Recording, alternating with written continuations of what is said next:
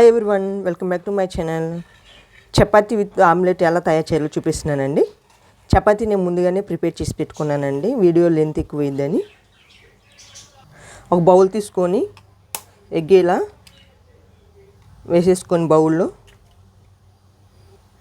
Cut చేసుకున్న onion, కరివేపాకు, కొంచెము మిరియాల పౌడర్ వేసానండి. మిరియాల పౌడర్ ప్లేస్లో మీరు రెడ్ చిల్లీ పౌడర్ అని వేసుకోవచ్చు. కొంచెం సాల్ట్, కలర్ కోసం కొంచెం పసుపు వేస్తున్నానండి. కావాలంటే వేసుకొని, లేదంటే స్కిప్ చేయొచ్చు. వీటన్నిటిని స్పూన్తో బాగా బీట్ చేసుకుందామండి.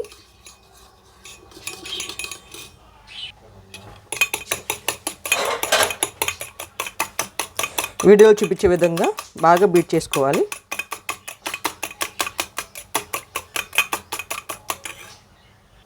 చపాతీతో ఆమ్లెట్ వేసుకోవటానికి ఒక ప్యాన్ తీసుకొని, రోటీ ప్యాన్ కానీ దోశ ప్యాన్ తీసుకోవాలి.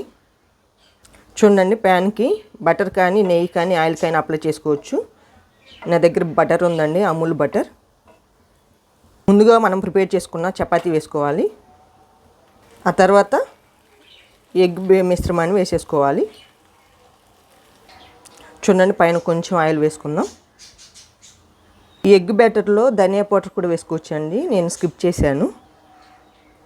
చూడండి, ఇలా టర్న్ చేసుకొని రెండు వైపులా ఈవెన్గా కాల్చుకోవాలి.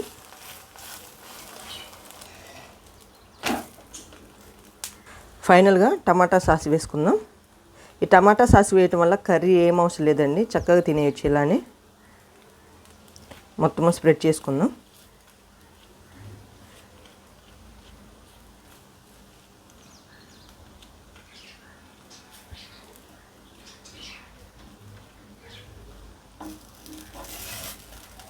సర్వింగ్ బౌల్లో వేసుకుందాం. ఇలానే మిగతా చపాతీలన్నీ కాల్చుకుందాం.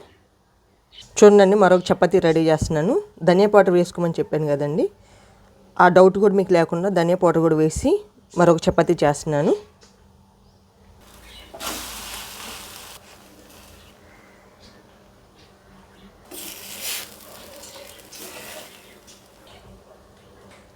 చూడండి, చపాతీతో egg combination, chapati with omelette ready అయిందండి. చక్కగా ఆనియను లెమన్తో సర్వ్ చేసుకుంటే చాలా అంటే చాలా టేస్ట్ ఉంటుందండి. ఇలా మీరు ఎప్పుడైనా ట్రై చేసి కామెంట్స్ పెట్టండి, లేదంటే ఒకసారి ట్రై చేయండి. ట్రై చేసి ఎలా వచ్చిందో కామెంట్స్ ద్వారా తెలియపరచండి. ఈ వీడియో కనుక నచ్చితే లైక్ చేయండి, షేర్ చేయండి, సబ్స్క్రైబ్ చేయండి. Thank you for watching.